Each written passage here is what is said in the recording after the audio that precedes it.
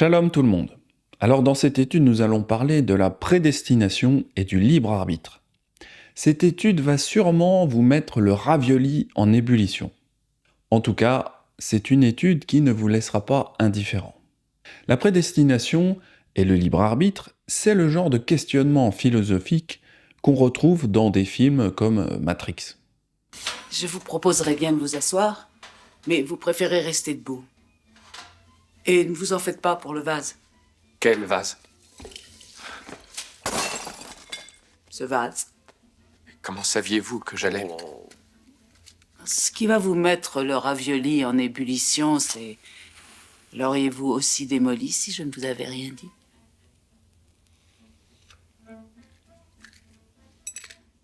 Même si ce film est le produit de personnes corrompues, il y a quelques concepts bibliques dans le scénario de ce film.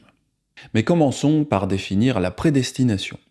Doctrine selon laquelle Dieu a déterminé de toute éternité le destin de l'humanité et de l'univers.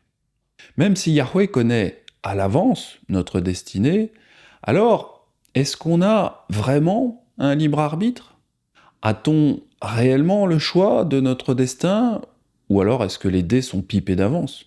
Pourtant, l'une des toutes premières histoires des Écritures est que justement, quand nous sommes livrés à nous-mêmes, nous les êtres humains, nous avons tendance à faire de mauvais choix. Nous choisissons ce qui est bon pour notre chair plutôt que ce qui est juste. Dans la Genèse, nous lisons ceci. « Et la femme vit que le fruit de l'arbre était bon à manger, et qu'il était agréable à la vue, et que l'arbre était désirable pour devenir intelligent. Et elle prit de son fruit et en mangea, et en donna aussi à son mari auprès d'elle, et il en mangea. » En plus d'être une femme historique et littérale, la matriarche de toute l'humanité est aussi le symbole d'Israël. Même si la femme a été trompée, il semble également clair qu'elle a exercé son libre arbitre personnel pour choisir de manger, ou non, de l'arbre de la connaissance du bien et du mal. Le concept selon lequel les hommes et les femmes ont le libre arbitre est assez clair dans les Écritures. Cependant, les Écritures disent aussi que certaines choses sont déjà écrites à l'avance. Képha nous dit que le ministère de Yeshua a été prédestiné avant la fondation du monde. Prédestiné avant la fondation du monde et manifesté à la fin des temps à cause de vous, qui par lui croyez en Elohim, lequel l'a ressuscité des morts et lui a donné la gloire, en sorte que votre foi et votre espérance reposent sur Elohim. Si le rôle de Yeshua dans l'histoire a été prédestiné avant la fondation du monde, alors le reste des actions de l'humanité doit être un peu plus que simplement le résultat du libre arbitre. Bien que Yeshua était au bon endroit, au bon moment, afin d'accomplir les prophéties qui le concernent, si le reste des actions de l'humanité ne sont pas déjà écrites, alors comment Yahweh peut-il savoir que son peuple sera là où il doit être, quand il a besoin d'être là, pour que ses paroles prophétiques s'accomplissent? Autrement dit, nos décisions, même si elles sont le résultat du libre arbitre, doivent nécessairement être connues par Yahweh. Cela n'aurait aucun sens que Yahweh laisse l'accomplissement de sa parole au hasard. Shaoul nous dit même que notre adoption en tant que fils est prédestinée. Béni soit Elohim, le Père de notre Adon Yeshua Mashiach, qui nous a bénis de toutes sortes de bénédictions spirituelles dans les lieux célestes en Mashiach. En lui, Elohim nous a élus avant la fondation du monde pour que nous soyons saints et irrépréhensibles devant lui. Après nous avoir dans son amour désignés d'avance pour ses fils adoptifs par Yeshua Mashiach, d'après le bon plaisir de sa volonté, à la louange de la gloire de sa grâce qu'il nous a accordée en son bien-aimé. Cependant, si notre adoption en tant que fils est prédestinée, alors, au plus haut niveau, aucun d'entre nous ne fait vraiment le choix d'accepter ou de rejeter Yeshua. Au plus haut niveau, notre choix d'accepter le salut doit être quelque chose qui nous est donné comme un don, de sorte que nous ne pouvons pas le rejeter. L'apôtre Shaoul nous dit également « Qui donc t'accorde un privilège? Que possèdes-tu que tu n'aies reçu? Si tu as reçu, pourquoi te vanter comme si tu n'avais pas reçu ?» Nous savons que l'Écriture est pleine de paradoxes. Mais comment l'Écriture peut-elle parler à la fois du libre arbitre d'un homme et aussi de la prédestination d'un homme à être adopté comme fils. Si un homme peut théoriquement choisir entre le bien et le mal, alors comment sa prédestination peut-elle être certaine et absolue? La réponse est que Yahweh est en dehors du temps, et il sait déjà tout ce qui arrivera avant que cela n'arrive. Il a déjà écrit les événements de nos actions dans son livre. La grandeur et la toute-puissance de Yahweh nous empêchent de comprendre ce paradoxe du libre arbitre connu par avance. De même que beaucoup de personnes ne comprendront jamais le paradoxe que Yeshua est à la fois humain et à la fois divin. Le livre des Tehillim nous dit « Quand je n'étais qu'une masse informe, tes yeux me voyaient, et sur ton livre étaient tous inscrits les jours qui m'étaient destinés, avant qu'aucun d'eux n'existât. » Pour s'assurer que ces prophéties seront accomplies, Yahweh a prédéterminé tout ce qui arrivera. C'est tellement vrai qu'il sait même quand les biches et les chèvres sauvages porteront leurs petits. Dans le livre de Job, nous lisons « Sais-tu quand les chèvres sauvages font leurs petits? Observes-tu les biches quand elles mettent bas? Comptes-tu les mois pendant lesquels elles portent? Et connais-tu l'époque où elles enfantent ?» D'ailleurs, j'ai une anecdote concernant ce passage de Job.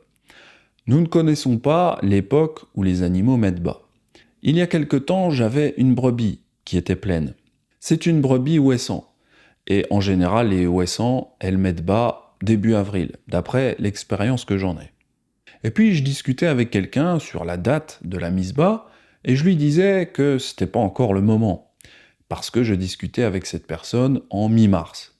Je lui disais que les mises bas, c'est pas pour le moment. Et le lendemain que j'ai dit cela à cette personne, ma brebis a mis bas. Je me suis pris une claque parce que j'ai ouvert ma bouche pour dire quand les ouessants mettent bas, et paf, le lendemain, elles mettaient bas. C'est vraiment Yahweh qui sait quand elles mettent bas. Quant à nous, eh bien, on doit juste se taire. Parce que nous ne savons pas ce qui peut se produire le lendemain. Vous savez, c'est un peu comme les versets de Yaakov. À vous maintenant, qui dites, aujourd'hui ou demain, nous irons dans telle ville, nous y passerons une année, nous trafiquerons et nous gagnerons. Vous qui ne savez pas ce qui arrivera demain, car qu'est-ce que votre vie? Vous êtes une vapeur qui paraît pour un peu de temps et qui ensuite disparaît. Vous devriez dire au contraire, si Elohim le veut, nous vivrons et nous ferons ceci ou cela. Il est vrai que nous devons faire attention à nos paroles, car nous disons souvent des choses dans la légèreté. Quand nous parlons des choses futures, nous devrions toujours préciser « si Elohim le veut, nous ferons ceci ou cela ». On en parlera à nouveau plus loin dans cette étude, on parlera des mots que nous devrions effacer de notre vocabulaire. Parce que, en effet, nous sommes en quelque sorte formatés à la manière de penser du monde. Et même les mots et les expressions que nous utilisons trahissent un manque de foi. Il faut donc essayer de se reprogrammer selon notre foi et selon les Écritures divines. Bon, maintenant, reprenons le sujet de la prédestination et du libre arbitre. Il y a certaines personnes qui pensent qu'il y a un conflit logique entre la prédestination et le libre arbitre. Mais en réalité, il n'y a pas de conflit. C'est simplement parce que la prédestination est assez grande pour contenir et expliquer le libre arbitre de l'homme. Cette théorie dit que Yahweh sait déjà qui est et qui n'est pas prédestiné à l'adoption comme fils. Yahweh sait déjà cela car il est assis en dehors du temps. Et il a déjà vu toutes les décisions que nous prendrons dans le futur. Parce que Yahweh n'est pas soumis au temps qui passe, comme nous le sommes. Yahweh est celui qui a créé le temps. Yahweh est caractérisé par « il est, il était et il sera ». Je suis l'Aleph et le Tav, dit Adonai Elohim, celui qui est, qui était et qui vient, le Tout-Puissant. Ce passage nous confirme que Yahweh est au-dessus du temps. Certains érudits de l'hébreu disent même que le tétragramme est une combinaison du verbe être conjugué à différents temps. Et cela peut vouloir dire que même le nom de Yahweh est significatif de son éternité et du fait qu'il est en dehors du temps. C'est ce que disent aussi les 4 êtres vivants dans l'Apocalypse. Les 4 êtres vivants ont chacun 6 ailes et ils sont remplis d'yeux tout autour et au-dedans. Ils ne cessent de dire jour et nuit, Saint, Saint, Saint est Yahweh Elohim, le Tout-Puissant qui était, qui est et qui vient. Yeshua également n'est pas soumis au temps. Il reste le même dans le passé, dans le présent et éternellement. C'est ce que nous dit l'apôtre Shaoul dans la lettre aux Hébreux. Yeshua Mashiach est le même hier, aujourd'hui et éternellement. Nous lisons à nouveau dans la lettre aux Romains cette idée de prédestination des élus et de ceux qu'il a appelés pour devenir à l'image de son Fils. Nous savons du reste que toute chose concourt au bien de ceux qui aiment Elohim et de ceux qui sont appelés selon son dessein. Car ceux qu'il a connus d'avance, il les a aussi prédestinés à être semblables à l'image de son Fils, afin que son Fils fût le premier-né d'entre plusieurs frères. Et ceux qu'il a prédestinés, il les a aussi appelés, et ceux qu'il a appelés, il les a aussi justifiés, et ceux qu'il a justifiés, il les a aussi glorifiés. Yahweh savait à l'avance que la maison de Juda rejetterait Yeshua, leur Messie. Il savait d'avance que Juda serait aveuglé pour un temps, et pour un but spécifique.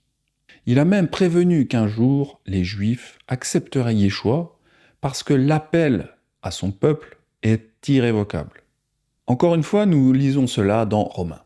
En ce qui concerne l'Évangile, ils, les Juifs, sont ennemis à cause de vous, mais en ce qui concerne l'élection, ils sont aimés à cause de leur Père. Car Elohim ne se repent pas de ses dons et de son appel. De même que vous avez autrefois désobéi à Elohim, et que par leur désobéissance vous avez maintenant obtenu miséricorde, de même ils ont maintenant désobéi, afin que par la miséricorde qui vous a été faite, ils obtiennent aussi miséricorde. Car Elohim a renfermé tous les hommes dans la désobéissance, pour faire miséricorde à tous. Bien que nos frères juifs, ils aient exercé leur libre arbitre pour rejeter Yeshua, cela n'a pas surpris Yahweh Elohim. Non seulement il savait d'avance que la maison de Juda ferait le mauvais choix, mais il l'a aussi permis, afin que sa parole prophétique puisse être accomplie. Je profite de cet enseignement pour répondre à une abonnée qui me soutient. Elle se posait des questions sur des évangélistes connus, et notamment comme Benny Hinn. Elle se demandait pourquoi Yahweh avait donné à ces gens le pouvoir et les dons de faire des miracles, comme des guérisons ou faire rallonger un membre. Elle se demandait comment Yahweh avait pu donner tous ces dons, s'il savait déjà que ces évangélistes allaient amener à la perdition tous ces chrétiens. Il y a le passage dans Matthieu 7, évidemment, qui fait référence à cela. Plusieurs me diront en ce jour, « Adon, Adon, n'avons-nous pas prophétisé par ton nom? N'avons-nous pas chassé des démons par ton nom? Et n'avons-nous pas fait beaucoup de miracles par ton nom ?» Alors je leur dirai ouvertement, « Je ne vous ai jamais connus, retirez-vous de moi, vous qui commettez l'iniquité. » On connaît tous ce passage qui montre que les dons de Yahweh sont irrévocables, et que même ceux qui bénéficient de ces dons peuvent parfois mal tourner et rejeter la Torah. Car Elohim ne se repent pas de ses dons et de son appel. Yahweh donne des dons, ou une onction, et même le Saint-Esprit, et que malgré toutes ces choses, les prédicateurs évangéliques ont quand même amené beaucoup de personnes dans de fausses doctrines et dans la perdition. C'est vrai qu'on peut se demander comment c'est possible que ces choses-là arrivent. Mais cela démontre une nouvelle fois la réelle existence du libre arbitre. Yahweh nous appelle et nous donne parfois des dons, mais cela ne garantit pas notre salut. Notre salut et notre jugement final dépendent de notre libre arbitre à choisir entre le bien et le mal. Car il nous faut tous comparaître devant le tribunal de Mashiach, afin que chacun reçoive selon le bien ou le mal qu'il aura fait étant dans son corps. D'ailleurs, en parlant de jugement final, nous voyons qu'il est déterminé par prédestination, car le livre de vie est ouvert lors de notre passage devant le trône. Néanmoins, le jugement final dépend aussi de notre libre arbitre, c'est-à-dire de nos œuvres. Ceci est décrit dans le passage que je vais lire d'Apocalypse. « Et je vis les morts, les grands et les petits, qui se tenaient devant le trône. Des livres furent ouverts, et un autre livre fut ouvert, celui qui est le livre de vie. Et les morts furent jugés selon leurs œuvres, d'après ce qui est écrit dans ces livres. » On voit qu'il y a des livres qui parlent de nos œuvres, et puis il y a le livre de vie. Les deux semblent importants, car ces deux types de livres sont ouverts lors du jugement final. D'ailleurs, c'est un peu de là que vient la doctrine de l'hypergrâce. J'en avais fait plusieurs vidéos, n'hésitez pas à aller voir la vidéo principale. La doctrine pervertie de l'hypergrâce vient du fait que certains croyants pensent que, peu importe ce que nous faisons, nous serons sauvés par la grâce, et non par nos œuvres. Ils pensent que le salut est uniquement prédestiné, et donc, peu importe nos actions, nous serons sauvés. C'est pour cela qu'ils pensent qu'on peut continuer de pécher.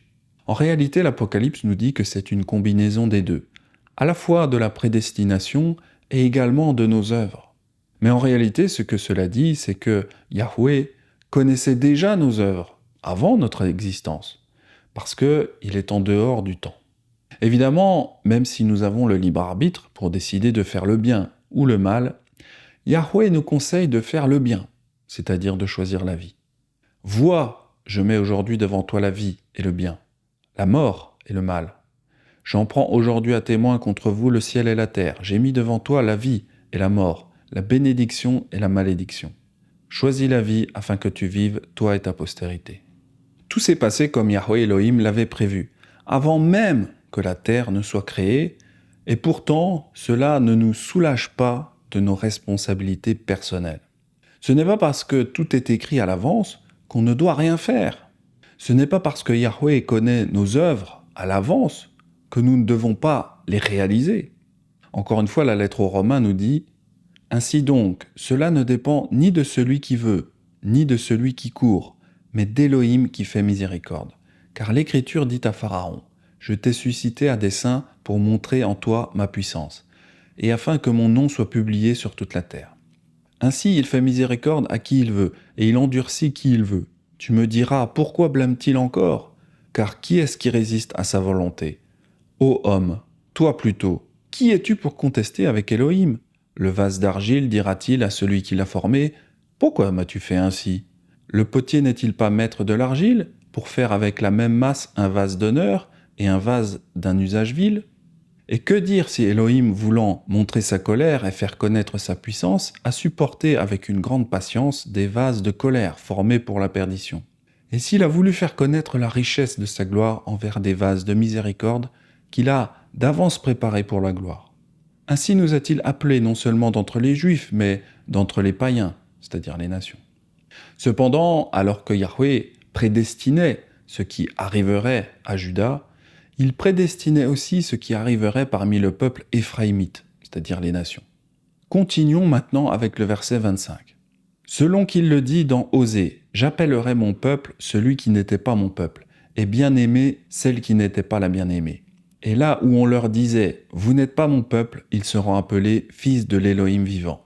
Ésaïe de son côté s'écrit au sujet d'Israël. « Quand le nombre des fils d'Israël serait comme le sable de la mer, un reste seulement serait sauvé, car Adonai exécutera pleinement et promptement sur la terre ce qu'il a résolu. » Si Yahweh a des plans qu'il souhaite accomplir pour son peuple, alors il est logique que le libre arbitre qu'il nous donne soit le libre choix qui s'inscrit parfaitement dans ses plans. La lettre aux Éphésiens nous dit « En lui nous sommes aussi devenus héritiers, ayant été prédestinés, suivant la résolution de celui qui opère toutes choses d'après le conseil de sa volonté. » Les choses que Yahweh Elohim fait ne sont qu'une partie d'une sagesse cachée, qu'il a prédestinée avant le début de l'univers. Cependant, c'est une sagesse que nous prêchons parmi les parfaits, sagesse qui n'est pas de ce siècle, ni des chefs de ce siècle qui vont être anéantis. Nous prêchons la sagesse d'Elohim mystérieuse et cachée, qu'Elohim, avant les siècles, avait destinée pour notre gloire. Si notre héritage a été prédestiné selon le grand dessein de Yahweh, alors nos choix doivent être conformes à sa volonté, qu'il soit bon ou mauvais d'ailleurs.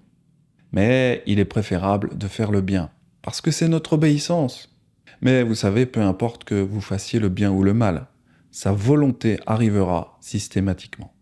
En fait, Shaoul nous dit que tous nos choix de libre arbitre, y compris notre choix d'accepter ou de rejeter Yeshua, ont été établis selon les desseins de Yahweh avant même que le temps ne commence. N'aie donc point honte du témoignage à rendre à notre Adon. Ni de moi son prisonnier, mais souffre avec moi pour l'Évangile, qui nous a sauvés et nous a appelés par une vocation sainte, non à cause de nos œuvres, mais selon son propre décret et selon la grâce qui nous a été donnée en Yeshua Mashiach avant le commencement des siècles. Nous voyons à nouveau ici que son appel ne dépend pas de nos œuvres, mais c'est par prédestination et par sa grâce. Et même si beaucoup de gens ont la grâce de recevoir son appel, eh bien beaucoup de personnes ne seront pas sauvées. La parole le confirme à nouveau. Car il y a beaucoup d'appelés, mais peu d'élus. Si nous sommes prêts à l'accepter, Yahweh est si complètement souverain que même un moineau ne tombe à terre, à moins qu'il ne le veuille. Même le nombre des cheveux de notre tête ont été prédéterminés pour nous. Yeshua nous dit dans Matthieu, « Ne vend-on pas 2 passereaux pour un sou ? Cependant il n'en tombe pas un à terre sans la volonté de votre Père. Et même les cheveux de votre tête sont tous comptés. » Lorsqu'on est exposé pour la première fois à la prédestination, le concept peut sembler troublant, voire effrayant. Cependant, une fois que nous y sommes habitués, alors nous pouvons commencer à nous détendre, dans la connaissance que Yahweh est complètement souverain sur l'univers. C'est particulièrement vrai lorsqu'on traverse des drames. Souvent, on se demande « si j'avais pas fait cela aujourd'hui, alors ce drame ne serait jamais arrivé. Si j'avais fait les choses différemment, etc. » On cherche parfois à comprendre pourquoi des drames arrivent. Quel est le sens de ces choses ? Et puis quand on comprend la prédestination, alors cela nous aide à accepter les choses qui arrivent autour de nous. Cela est rassurant parce que nous savons que nous n'aurions rien pu faire pour changer les choses. Cela devait arriver et c'était prédestiné. Cela ne sert donc à rien de se prendre la tête sur les choses passées. La seule chose que nous pouvons faire, c'est dire « Amen » et d'agir selon sa volonté pour les jours qu'il nous reste sur cette terre. C'est d'ailleurs la conclusion du livre de l'Ecclésiaste. Lisons les 2 derniers versets. La conclusion de tout le discours, écoutons-la. « Crains Elohim et observe ses commandements, car c'est là tout l'homme. » Salomon nous dit que c'est là tout l'homme, c'est-à-dire que c'est tout ce qu'on sait faire. Craindre Elohim et suivre ses commandements. Puis le dernier verset nous dit « En effet, toutes les actions, Elohim les appellera devant son tribunal, même celles qui sont entièrement cachées, qu'elles soient bonnes ou mauvaises. » Rien de ce qui arrive n'a jamais eu lieu par hasard, mais seulement par son bon plaisir. Quand nous réalisons cela, alors nous pouvons commencer à nous détendre dans la connaissance que Yahweh a tout parfaitement en son contrôle et que sa volonté parfaite est toujours en train d'être faite, sur la terre comme au ciel. Évidemment, cela ne nous dispense pas de nos responsabilités et nous devons évidemment faire le bien, à savoir obéir à tous ses commandements. « Vois, je mets aujourd'hui devant toi la vie et le bien, la mort et le mal. Car je te prescris aujourd'hui d'aimer Yahweh ton Elohim, de marcher dans ses voies et d'observer ses commandements, ses lois, ses ordonnances, afin que tu vives. » Le prophète Ésaïe nous dit que tout arrive pour son bon plaisir. Souvenez-vous des premières choses qui ont été autrefois, car c'est moi qui suis l'Elohim fort, et il n'y a point d'autre Elohim, et il n'y a rien qui soit semblable à moi. Qui déclare dès le commencement la fin, et longtemps auparavant les choses qui n'ont point encore été faites. Qui dit « Mon conseil tiendra, et je mettrai en exécution tout mon bon plaisir. » Si Yahweh est si complètement en charge du monde, et que rien n'arrive jamais en dehors de sa volonté, alors il est de notre devoir de le louer. Car c'est purement par sa miséricorde et sa volonté parfaite qu'il nous a donné une merveilleuse part de son héritage. Quand le Très-Haut donna un héritage aux nations, quand il sépara les enfants des hommes, il fixa les limites des peuples, d'après le nombre des enfants d'Israël. Car la portion de Yahweh, c'est son peuple. Jacob est la part de son héritage. Il aurait tout aussi bien pu nous donner notre part dans les nations. Cependant, il nous a choisis, et nous aime d'abord, et nous a donné la vie éternelle. Par conséquent, quelle est l'ampleur de notre dette envers lui ? Nous lui devons tout. Il est donc naturel de le louer tous les jours. Je voudrais maintenant parler des coïncidences. Une coïncidence est une rencontre fortuite de circonstances ou des événements qui se produisent en même temps. Étant donné ce que nous venons de voir, à savoir que le hasard n'existe pas, alors les coïncidences n'existent pas non plus. Concernant le sujet de la prédestination, on peut tomber dans 2 extrêmes. Le premier, c'est de penser que les événements arrivent par hasard.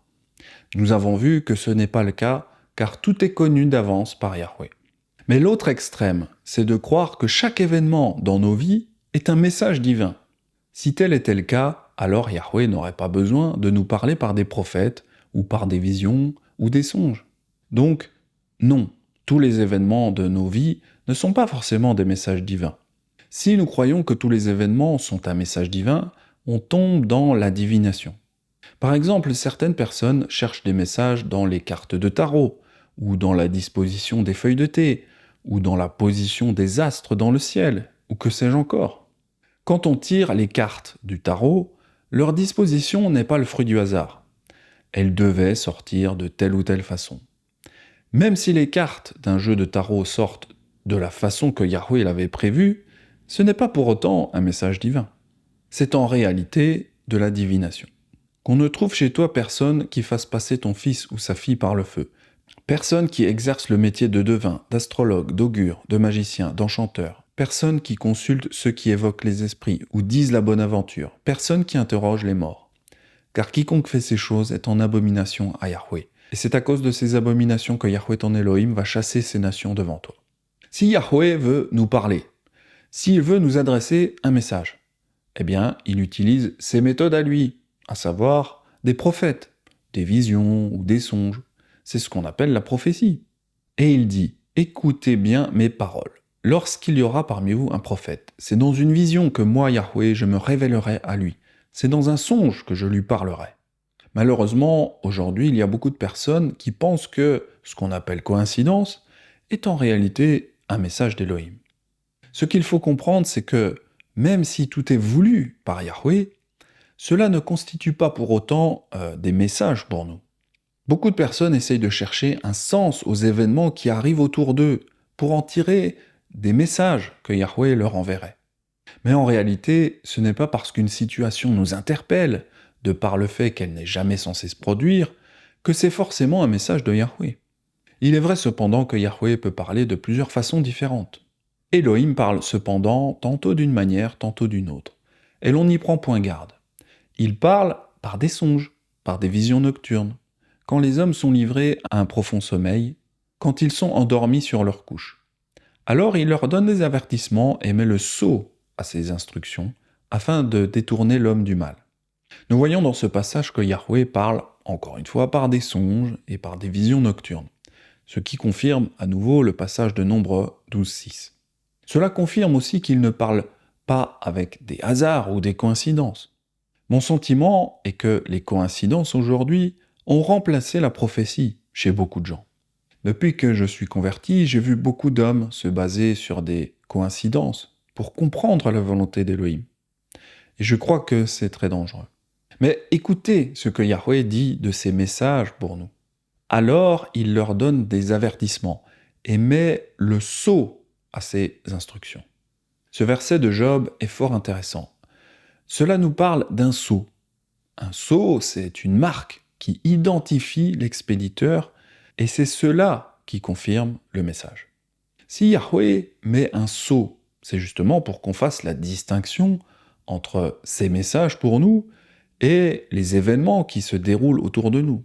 Les événements qui se déroulent dans nos vies, comme nos rencontres, les accidents, les impressions de déjà-vu, etc. Même si toutes ces choses sont prédestinées par Yahweh, cela n'est pas forcément un message de sa part. Encore une fois, Yahweh nous parle surtout par des songes, des visions, ou alors par des prophètes. Beaucoup de personnes font des songes. Certains songes proviennent parfois de Yah, et parfois non. Par exemple, on m'a dit à 2 reprises que j'étais comme Gédéon. 2 personnes m'ont dit cela. Ça aurait très bien pu être des événements sans message divin, parce que les personnes qui m'ont dit cela ne m'ont pas dit cela par prophétie. Puis un soir, je m'endormais, et quelques instants plus tard, j'ai vu le chiffre 1066 en vision. Je ne dormais pas, et c'était une vision nocturne, ce n'était pas un songe. Quand j'ai eu cette vision, j'ai vraiment eu la conviction qu'il y avait un message divin, et que ce nombre, c'était un code strong, et que je devais vérifier ce code. Le lendemain matin, j'ai regardé, et c'était le strong de Gédéon. J'ai su en moi-même que c'était le sceau d'Élohim. Donc, j'ai compris que Yahweh me disait que j'étais comme Gédéon. C'est la même chose pour les songes que j'ai eus quand j'ai reçu que je devais démissionner. Les songes portaient le sceau que ça venait d'en haut. Ce sont des songes très très différents en général. On sent une puissance spirituelle et souvent on se souvient très bien de ces songes-là. Donc vraiment, je voudrais mettre en garde ceux qui croient que chaque événement, chaque coïncidence est un message divin. Beaucoup de personnes pensent que chaque rencontre avec un frère ou une sœur est un message. Mais non, c'est faux.